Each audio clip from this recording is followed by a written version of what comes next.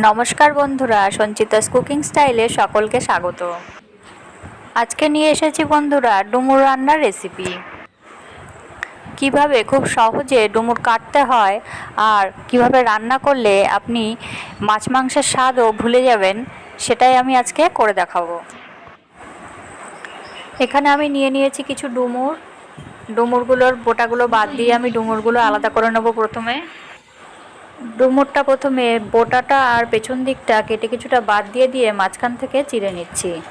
এবারে বটির পেছন দিকটা দিয়ে আমি ঘষে ঘষে বীজগুলো ছাড়িয়ে নিচ্ছি। আপনারা এইভাবেও ডুমুরের বীজগুলো বের করে নিতে পারেন। তাছাড়া যে কোনো চামচের পেছন দিক দিয়ে একটু ঘুরিয়ে ঘুরিয়ে পরিষ্কার করলেই খুব সহজেই বীজগুলো বেরিয়ে আসে। ডুমুরগুলো কেটে কিন্তু সঙ্গে সঙ্গেই জলের মধ্যে দিয়ে দিতে হবে। ডুমুরের বীজগুলো বের করে নেবার পর এগুলো আমি 4-5 টুকরো করে কেটে নিয়েছি। কয়েকবার খুব ভালোভাবে বেশি করে জল দিয়ে ডুমুরগুলো খুব ভালোভাবে ধুয়ে নেব, তাহলে এর গায়ে লেগে থাকা বীজগুলো বেরিয়ে যাবে।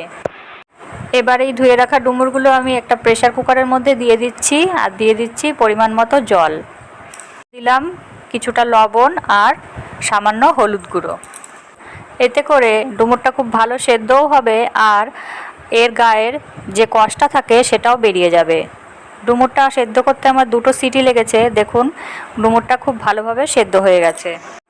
এবারে কড়াইতে সর্ষের তেল গরম বসিয়ে দিয়ে দিলাম একটা তেজপাতা আর গোটা জিরে ফোড়ন। ফোড়নটা একটু ভাজা হয়ে গেলে এর মধ্যে দিয়ে দিচ্ছি ছোট করে কেটে রাখা আলুটা আমি কেটে খুব ভালোভাবে ধুয়ে নিয়েছি। এবার এর মধ্যে দিয়ে দিচ্ছি স্বাদ মতো লবণ আর হলুদ। এবারে নেড়েচেড়ে একটু লাল করে আলুটা প্রথমে ভেজে নেব। এখন এর মধ্যে দিয়ে দিচ্ছি আদা, জিরে আর কাঁচা লঙ্কা বাটা। ঝাল যেরকম খাবেন সেই অনুযায়ী লঙ্কা দেবেন। দিয়ে দিচ্ছি 1/2 চামচ হলুদ গুঁড়ো আর 1/2 চামচ লঙ্কার গুঁড়ো। এবারে মশলাটা একটু কষিয়ে নেওয়ার পর এর মধ্যে দিয়ে দেব আরেকটা মশলার পেস্ট, একটা মিডিয়াম সাইজ পেঁয়াজ, একটা মিডিয়াম সাইজ টমেটো আর 4-5 কোয়া রসুন আমি পেস্ট করে নিয়েছিলাম, সেই পেস্টটা এর মধ্যে দিয়ে দিচ্ছি। এবারে এর কাঁচা গন্ধটা চলে যাওয়া পর্যন্ত আমরা কিছুক্ষণ কষিয়ে নিচ্ছি। তারপরে এর মধ্যে দিয়ে দিচ্ছি সেদ্ধ করা ডুমুরগুলো আমি খুব ভালোভাবে জল ঝরিয়ে নিয়েছিলাম। ডুমুরটা দেবার পর সব কিছু কিছুক্ষণ কষিয়ে নিয়ে এবার এর মধ্যে দিয়ে দিচ্ছি পরিমাণ মতো নুন। আমরা ডুমুর সেদ্ধ করার সময়ও নুন দিয়েছিলাম আর আলু ভাজার সময়ও নুন দিয়েছিলাম, তাই লবণটা একটু বুঝে দিতে হবে। মশলাটা কষে এসেছে, এবারে দিয়ে দিচ্ছি সামান্য চিনি, এতে স্বাদটা ব্যালেন্স হবে। এবারে দিয়ে দিচ্ছি খুব সামান্য পরিমাণে জল।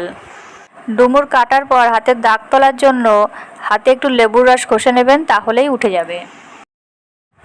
একটু শুকনো শুকনো গা মাখা গ্রেভি থাকবে, এতে করে এটা খেতে খুব ভালো লাগবে। এবারে নামানোর আগে এর মধ্যে দিয়ে দিচ্ছি গরম মশলার গুঁড়ো। এবারে গরম মশলার গুঁড়োটা নেড়েচেড়ে খুব ভালোভাবে মিশিয়ে নিচ্ছি। এই রেসিপিটা খেতে যেমন খুব সুস্বাদু, তেমন এর অনেক স্বাস্থ্যকর উপকারিতাও রয়েছে।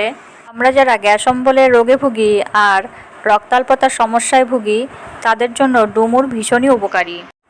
রেসিপিটি যদি ভালো লাগে বন্ধুরা, তাহলে চ্যানেলটি সাবস্ক্রাইব করবার অনুরোধ রইল।